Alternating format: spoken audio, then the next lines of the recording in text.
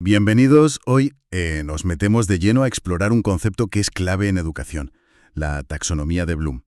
Tenemos documentación bastante completa que nos guía por su historia, su evolución. Para empezar, para situarnos un poco.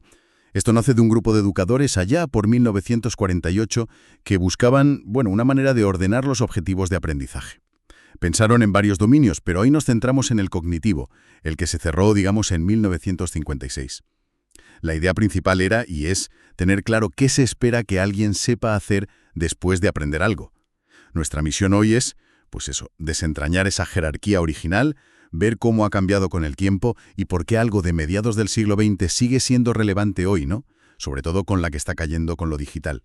Vale, pues vamos a desgranar esto. Pues sí, es una misión importante. Porque, a ver, la taxonomía de Bloom no es una cosa vieja de museo pedagógico, ¿eh? Es una herramienta muy viva, yo diría que fundamental, para cualquiera que diseñe, experiencias de aprendizaje. Su gran valor es que nos da como un lenguaje común, ¿sabes? Para hablar de los distintos niveles de pensamiento que queremos provocar en los alumnos. Si no la tienes en cuenta, es fácil quedarse solo en la superficie, en lo básico del conocimiento. Ayuda a definir qué es de verdad comprender o aplicar algo. Entendido. Pues empecemos por la base, ¿no? Esa estructura original de 1956. Decías que era como una escalera, 6 peldaños cognitivos, ordenados de lo simple a lo complejo. Conocimiento, comprensión, aplicación, análisis, síntesis y... Evaluación. Exacto, una jerarquía en toda regla. El primer peldaño, el conocimiento, es la base de todo, claro. Se trata de recordar información específica, pues datos, fechas, nombres, definiciones, tal cual te las han contado. Los verbos típicos aquí son recordar, listar, identificar, nombrar. Es la memoria pura y dura, ¿no? Recuperar lo que tienes guardado. Vale, recordar, el ABC. El segundo escalón ya es la comprensión. Aquí ya no vale solo con repetir como un lorito. Se trata de demostrar que entiendes el significado de esa información. ¿Y cómo? Pues explicándolo con tus palabras, resumiendo una idea, clasificando ejemplos, interpretando unos datos. Ahí entran verbos como explicar, resumir, interpretar, discutir. Lo fascinante aquí es ese saltito, ¿sabes? De solo tener la información a empezar a procesarla, a hacerla tuya. Es el primer paso para poder usarla de verdad. Entendido. De recordar a entender. Y el siguiente paso lógico parece que es usarlo, ¿no? Ahí es donde entra la aplicación, ¿verdad? Justo, la aplicación es donde el conocimiento se encuentra con la vida real, digamos. Consiste en usar conceptos o reglas o métodos que has aprendido, pero en situaciones nuevas, concretas. Pues resolver un problema de mates con una fórmula, aplicar una regla de gramática al escribir, usar un método científico en el laboratorio. Verbos como usar, resolver, demostrar, calcular, implementar. Aquí es donde se ve si la comprensión era de verdad sólida, ¿sabes? Si puedes llevarlo aprendido a otro sitio. Ya veo. Es un punto crítico, me imagino. A veces aprendes la teoría, pero luego... Exacto, ahí es donde muchas veces falla la cosa, si nos quedamos solo en la teoría. Tiene sentido. Y después de aplicar, el siguiente nivel nos pide desmontar las cosas. Hablo del análisis. Precisamente, el análisis va de eso, de descomponer algo complejo, un texto, un problema, una idea, en sus partes, y entender cómo se relacionan esas partes entre sí y con el todo. Es identificar patrones, distinguir hechos de opiniones, pillar las ideas que no se dicen pero están ahí, entender la lógica de un argumento. Aquí usamos verbos como analizar, comparar, contrastar, diferenciar, categorizar, investigar. Es donde el pensamiento crítico empieza, a brillar con fuerza. Ya no solo usas la información, la examinas a fondo. Vale, hemos recordado, entendido, aplicado y analizado. ¿Qué nos queda en la cumbre de esa pirámide original? Los niveles más altos. Nos quedan los dos niveles que en aquel momento se consideraban los más complejos. Primero, la síntesis. Este nivel trataba sobre, juntar elementos o partes para formar un todo nuevo, coherente. Implicaba producir algo original, escribir un relato creativo, diseñar un plan para un experimento, proponer una solución nueva a un problema, formular una hipótesis. Los verbos eran crear, diseñar, formular, planificar, proponer, construir. Era la creatividad en acción, combinar ideas de forma nueva. Crear algo nuevo. Eso ya suena potente. Sí. Y has dicho que había otro nivel por encima en esa versión original. Sí, la cúspide original, el sexto peldaño, era la evaluación. Este nivel se refería a la capacidad de hacer juicios sobre el valor de algo. Ideas, trabajos, soluciones, métodos, pero no juicios a la ligera, basándose en criterios claros, ya fueran internos, como la coherencia de un argumento, o externos, como unos estándares de calidad o la relevancia para un problema. Implicaba argumentar, defender una postura, criticar una propuesta con fundamento, valorar la calidad de un producto. Verbos como valorar, juzgar, criticar, defender, comparar, pero en sentido evaluativo, justificar. Se consideraba el top porque, claro, exigía usar todos los niveles anteriores para poder emitir un juicio sólido. Entendido. Evaluar como el acto final de juicio cognitivo. Exacto. Y una nota interesante que aparece en la documentación. Aunque hoy nos centramos en lo cognitivo, el grupo de Bloom también pensó en otros dominios. Se mencionan verbos observables para el dominio afectivo. Fíjate, colaborar, defender, argumentar, participar. Esto nos recuerda que, desde el principio, la idea era más amplia. Buscaban una visión integral de los objetivos educativos. No solo el coco, también actitudes, valores. Muy bien, tenemos la foto de 1956 bastante clara, pero has dicho en aquel momento, original. Aquí es donde la historia se pone interesante, ¿no? Porque esto no se quedó así para siempre. Llega la revisión del año 2000. Exacto. Y este es un punto clave para entender cómo usamos la taxonomía hoy. Anderson y Cradwell, que de hecho estaban vinculados al equipo original, lideraron una revisión importante y metieron dos cambios principales que le dieron una vuelta a la perspectiva. Vale, ¿cuáles fueron esos cambios clave? El primero fue más de forma, pero con mucha intención. Cambiaron los nombres de las categorías. Ya no eran sustantivos, conocimiento, comprensión, sino verbos. Recordar, comprender, aplicar, analizar, evaluar, crear. Ah, vale. Puede parecer un detallito, pero subraya que aprender es un proceso activo. Pone el foco en lo que el estudiante hace con la cabeza, ¿entiendes? Sí, tiene lógica. Enfatizar la acción. Y el segundo cambio. Has mencionado evaluar y crear. Ahí ha habido movimiento, ¿no? Ahí está el cambio gordo, el más profundo y conceptualmente más interesante. Reordenaron los dos niveles superiores. En la versión revisada de 2000, crear, que viene a ser la antigua síntesis, pero reformulada y potenciada, pasa a ser el nivel más alto de todos. Y evaluar baja un escalón, se queda justo por debajo de crear. Ostras, eso sí que es un cambio de filosofía, ¿no? Poner la creación en la cima absoluta. ¿Por qué hicieron eso? ¿Qué implica? Pues si lo conectamos un poco con cómo vemos la educación y la sociedad ahora, yo creo que refleja un reconocimiento cada vez mayor de que la meta última del aprendizaje profundo no es solo juzgar lo que ya exista, sino ser capaz de generar algo nuevo.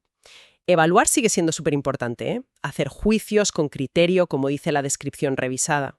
Comprobación y crítica.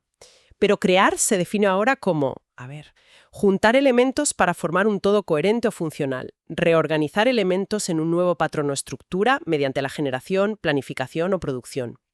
Se le da un valor supremo a la capacidad de innovar, de producir conocimiento o productos originales. Es un reflejo, yo creo, de una sociedad que valora cada vez más la creatividad, la innovación. Entiendo. No basta con ser un buen crítico, hay que aspirar a ser creador. Y supongo que la documentación da ejemplos concretos de qué significa crear en esta nueva versión. Como diseñar un experimento, escribir un guión, crear un blog sobre un tema, formular un plan alternativo. Se ve muy clara esa orientación hacia producir algo nuevo, generar estructuras o ideas originales. Perfecto. Hemos visto la estructura original y la revisión que pone el foco en crear. Pero claro, el mundo lo paró en el año 2000. Llegó Internet a lo bestia, los móviles, las redes sociales. ¿Cómo encaja una taxonomía del siglo XX, aunque la revisaran, en esta locura digital que vivimos? Esa es la pregunta del millón, y la que abordó Andrew Churches allá por 2008 con su propuesta de la taxonomía de Bloom para la era digital. Y su respuesta es muy interesante, fíjate. No se trata de inventar una taxonomía nueva desde cero. Lo que él dice es que los procesos cognitivos de fondo, recordar, comprender, aplicar, analizar, evaluar, crear, siguen siendo los mismos. Lo que cambia radicalmente son las herramientas que usamos y las formas en que esos procesos se ven, se manifiestan en el mundo digital. O sea que la tecnología no cambia qué pensamos en el fondo, sino cómo lo hacemos y con qué cacharros, ¿no? En esencia, sí. Churches lo que hace es mapear, es como poner etiquetas digitales a los 6 niveles de la taxonomía revisada. Nos enseña cómo podemos usar la tecnología no solo para tragar información, sino para potenciar cada uno de esos niveles de pensamiento. Suena bien. Podríamos ver algunos ejemplos para que quede más claro cómo se traduce cada nivel al lenguaje digital, para bajarlo a tierra. Claro, vamos a ello. Empecemos por lo básico. Recordar. En el mundo digital, esto se traduce en acciones como pues usar viñetas en un procesador de texto, resaltar algo importante en un PDF, guardar páginas en favoritos en el navegador o hacer búsquedas básicas en Google.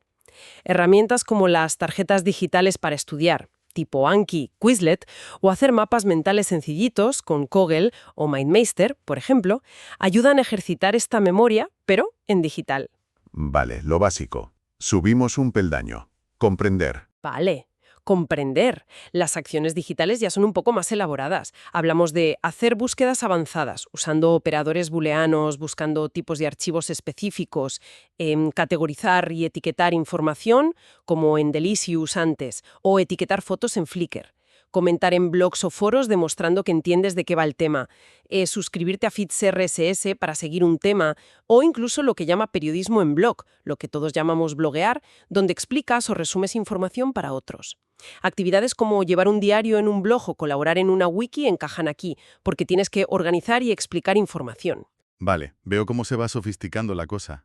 Y para aplicar, ¿cómo usamos el conocimiento digitalmente? Aquí entran acciones como ejecutar un programa o una simulación para ver cómo funciona un principio, cargar o subir archivos a una plataforma, compartir documentos con otros, editar una foto o un vídeo siguiendo unas pautas, o incluso el término hackear. Y aquí, como sugiere la documentación, hay que matizarlo bien, ¿eh? No en el sentido malo de la palabra, sino en el sentido original de los hackers. Explorar, modificar, manipular un sistema, sea software o hardware, para entenderlo mejor o hacerlo funcionar de otra forma, aplicando conocimientos técnicos. Ah, interesante esa matización. Sí. Y actividades como usar simuladores online o hacer capturas de pantalla y comentarlas para explicar un proceso son buenos ejemplos de aplicación digital. Muy bien.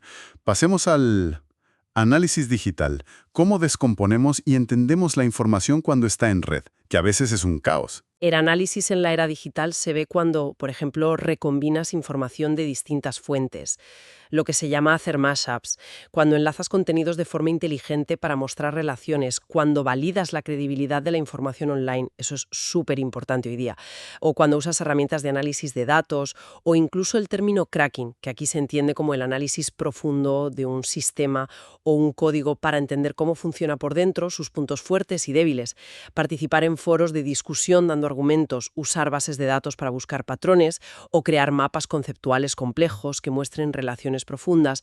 Todo eso es análisis digital. Entendido. Ir más allá de la superficie de la información. Y evaluar en este entorno digital.